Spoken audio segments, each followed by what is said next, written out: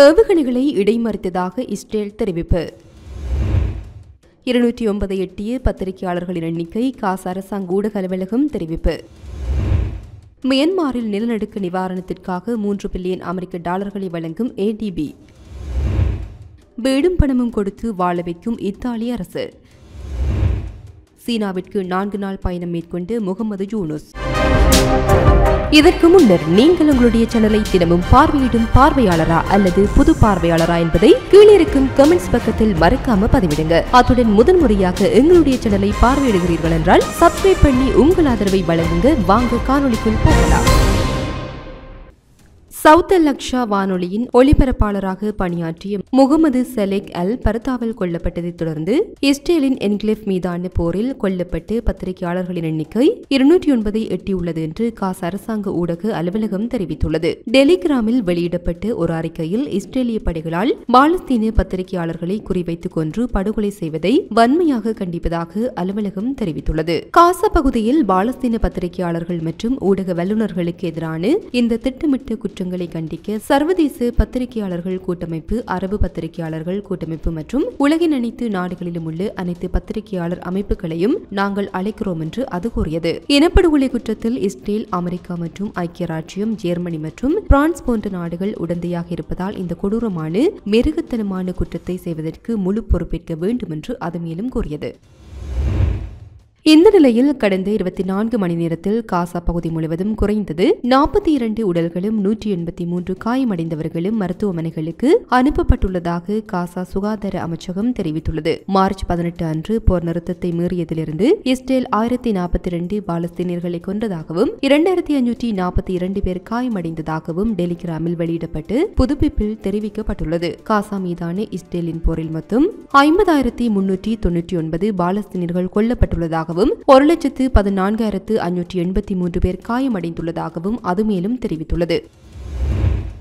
இந்த நிலையில் இஸ்ரேலின் விமானப்படை ஒரு ஏவுகணையை இடைமறித்ததாக தெரிவிக்கப்பட்டுள்ளது. மேலும் தெரிய வருகையில் இது ஸ்டெரோட் நகரத்திலும் காசா பகுதியுடனான இஸ்ரேலின் எல்லைக்கு அருகில் உள்ள இபிம் மற்றும் ஓர்ஹானர் குடியிருப்புகளிலும் வான்வழி தாக்குதல்கள் சைரன்களை தூண்டியது. பாலஸ்தீன இஸ்லாமிய ஜிகாத்தின் ஆயுத பிரிவான அல் குட்ஸ் பிரிகேட் இந்த தாக்குதலுக்கு பொறுப்பேற்றுக் கொண்டது ராக்கெட்டுகளை தாக்கியதாக குறிப்பிட்டுள்ளது. வங்கதேசத்தில் அதிகரித்து வரும் அரசியல் கொந்தளிப்புக்கு மத்தியில் அந்த நாட்டின் இடைக்கால அரசாங்கத்தின் தலைவர் முகமது யூனுஸ் சீனாவிற்கு 4 நாள் பயணம் மேற்கொண்டார். சீனாவில் அதிபர் ஜி ஜின்பிங்கை சந்தித்த யூனுஸ் இருநாடு உறவுகளை பற்றி விவாதித்தார். இந்த நிலையில் நேற்று சீனாவில் நடந்த கூட்டத்தில் பேசிய யூனுஸ், இந்தியாவில் வடக்கில் 7 மாநிலங்கள் உள்ளன, அவை 7 சகோதரிகள் என்று அழைக்கப்படுகின்றன. இந்த 7 மாநிலங்களும் இந்தியாவின் நிலத்தால் சூழப்பட்ட பகுதி. அத்தகைய சூழ்நிலையில் அவர்கள் கடலை அடைய எந்த வழியும் இல்லை. இந்த பிராந்தியத்தில் வங்கதேசம் வழியாக சீனா தனது பொருளாதாரத்தை விரிவுபடுத்த யூனுஸ் அழைப்பு விடுத்தார். சீனாவில் முகமது யூனுஸ் இந்தியாவை பற்றி பேசியதற்கு கடும் கண்டனங்கள் எழுந்து வருகின்றன. வடகிழக்கு மாநில தலைவர்கள் மற்றும் அமைப்புகளும் தங்கள் கண்டனத்தை பதிவு செய்து வருகின்றனர். பிரதமர் மோடியின் பொருளாதார ஆலோசனை குழுவின் உறுப்பினரும் பொருளாதார நிபுணரான சஞ்சீப் சன்யால் இது பற்றி பேசும்போது, வங்கதேசத்தில் முதலீடு செய்ய சீனாவுக்கு வரவேற்பு தெரிவிக்கும் போது 7 இந்திய மாநிலங்களின் நிலப்பரப்பு பற்றி பேசுவதற்கான முக்கியத்துவம் என்ன என்று கேள்வி எழுப்பியுள்ளார். இன்றைய தினம் நடத்தப்பட்ட ஒரு கணக்கெடுப்பின்படி தாய்லாந்தின் உற்பத்தி துறை மார்ச் மாதத்தில் சற்று சுருங்கியது. ஏனெனில் ஏற்றுமதி தேவை குறைந்து வரும் நிலையில் புதிய ஆர்டர்கள் குறைந்து வருகின்றன. உற்பத்தி வளர்ச்சியில் ஏற்பட்ட மந்த நிலை காரணமாக தாய்லாந்தின் உற்பத்தி துறை சற்று சுருங்கியது. தென்கிழக்கு ஆசிய நாட்டின் உற்பத்தி கொள்முதல் மேலாளர்களின் குறியீடு மார்ச் மாதத்தில் 49.9 ஆக இருந்தது. இது பிப்ரவரியில் 50.6 ஆக இருந்தது. இது உற்பத்தி துறை நிலைமைகளில் ஓரளவு சரிவை குறிக்கிறது என்று SP குளோபல் தெரிவித்துள்ளது. 50க்கு மேல் PMI குறிகாட்டிகள் உற்பத்தி துறையில் விரிவாக்கத்தை குறிக்கின்றன. அதே நேரத்தில் 50க்கு கீழே குறிகாட்டிகள் சுருக்கத்தை பிரதிபலிக்கின்றன. சில உற்பத்தியாளர்கள் ஏற்கனவே உள்ள ஆர்டர்களை நிறைவேற்ற உற்பத்தியை அதிகரித்ததால் மார்ச் மாதத்தில் உற்பத்தி வளர்ச்சி நடுநிலை நிலைக்கு சென்றது. அதே நேரத்தில் புதிய ஆர்டர்கள் குறைக்கப்பட்டதால் மற்றவர்கள் உற்பத்தியை குறைத்தனர் என்று SP குளோபல் ஒரு அறிக்கையில் தெரிவித்துள்ளது. பணிச்சுமை குறைப்பு உற்பத்தியாளர்களிடையே புதுப்பிக்கப்பட்ட வேலைவாய்ப்பு குறைப்புகளுக்கு வழிவகுத்தது. ஏனெனில் கொள்முதல் மற்றும் சரக்கு நிலைகள் இணைந்தே சரிந்தன. இது ஒரு கவலைக்குரிய போக்கை குறிக்கிறது என்று SP குளோபல் மார்க்கெட் இன்டெலிஜென்ஸின் பொருளாதார இணை இயக்குனர் ஜிங்கி பான் கூறினார். முதல் காலாண்டின் இறுதியில் வணிக நம்பிக்கை வலுவாக நேர்மறையாக இருந்தது. இது அடுத்த 12 மாதங்களில் உற்பத்தி விரிவடையும் என்கின்ற எதிர்பார்ப்புகளை பிரதிபலிக்கிறது என்று பான் கூறினார். இன்றைய தினம் மத்திய ஜப்பானில் நாகோயா நகரின் பரபரப்பான பகுதியில் கட்டுப்பாட்டு இழந்த கார் ஒன்று வேகமாக ஓடியதில் ஒரு குழந்தை உட்பட 7 பேர் காயமடைந்ததாக கியோடோ செய்தி நிறுவனம் தெரிவித்துள்ளது. மருத்துவமனைக்கு கொண்டு செல்லப்பட்ட போது 2 ஆண்களும் 5 பெண்களும் சுயநினைவுடன் இருந்ததாக அறிக்கை தெரிவித்துள்ளது. நகரின் மத்திய சாகை மாவட்டத்தில் காட்டுத்தனமாக ஓடும் கார் இருப்பதாகவும் பலர் காயமடைந்து தரையில் கிடந்ததாகவும் உள்ளூர் நேரப்படி பிற்பகல் 1 மணியளவில் அவசர சேவைகளுக்கு அறிவிக்கப்பட்டது என்று உள்ளூர் அதிகாரிகள் தெரிவித்தனர். அருகிலுள்ள ஒரு போக்குவரத்து பொல்லாரட்டை மோதிய பிறகு வாகனம் நின்றது. அதன் முன்பக்க பெண்டர் மோசமாக சேதமடைந்ததாக அறிக்கை தெரிவித்துள்ளது. மேலும் காவல்துறையினர் விசாரணைகளை மேற்கொண்டு வருகின்றமையும் குறிப்பிடத்தக்கது.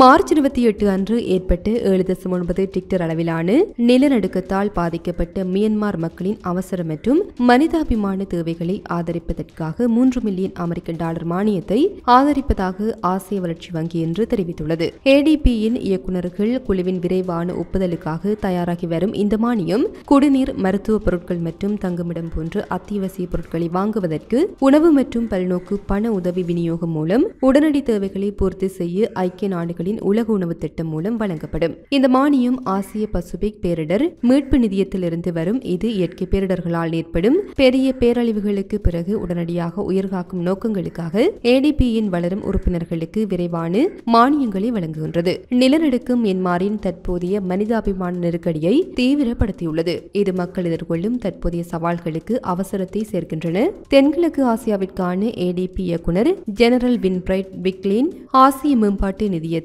சமூக மேம்பாட்டு சாளரத்திலிருந்து வளங்களை பயன்படுத்துவதன் மூலம் கூடுதல் மற்றும் கணிசமான ஆதரவை பலதரப்பு மேம்பாட்டு வங்கி பரிசீலிக்கும் என தெரிவித்துள்ளார்.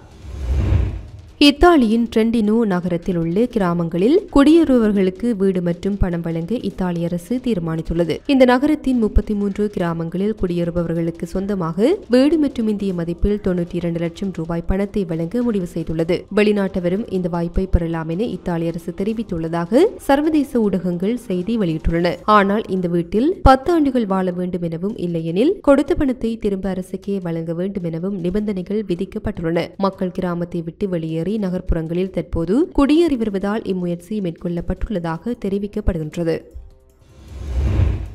மோட்டார் வாகனங்கள் தொடர்பான அனைத்து சேவைகளுக்காகவும் வரி செலுத்துவோர் அடையாள இலக்கம் கட்டாயமாக்கப்பட்டுள்ளதாக மோட்டார் வாகன போக்குவரத்து திணைக்களம் தெரிவித்துள்ளது. இது தொடர்பிலான அறிக்கை ஒன்றை அந்த திணைக்களம் இன்று வெளியிட்டுள்ளது. மோட்டார் வாகன போக்குவரத்து திணைக்களத்தினால் மேற்கொள்ளப்படும் மோட்டார் வாகனம் தொடர்பிலான அனைத்து சேவைகளுக்காகவும் இம்மாதம் 15ஆம் தேதி முதல் கட்டாயமாக வரி செலுத்துவோர் அடையாள இலக்கம் சமர்ப்பிக்கப்பட வேண்டும். முச்சக்கர வண்டி, உந்துருளி, உளவு வண்டி தவிர்ந்த ஏனைய வாகனங்களுக்காக பதிவு செய்தலின் போது அல்லது கையெழுப்பின் போது வரி செலுத்துவோர் அடையாள இலக்கம் கட்டாயமாக்கப்பட்டுள்ளதாக மோட்டார் வாகன போக்குவரத்து திணைக்களம் தெரிவித்துள்ளது. இது போன்ற பல செய்திகளை தெரிந்து கொள்ள நம்முடைய சமூக மீடியா யூடியூப் சேனலை சப்ஸ்கிரைப் செய்து அருகில் உள்ள பெல் பட்டனை கிளிக் செய்யுங்கள். மேலும் செய்திகளை உடனுக்குடன் தெரிந்து கொள்ள சமூகமீடியா.com என்ற இணையதளத்தின் வாயிலாக எங்களுடன் இணைந்திருங்கள்.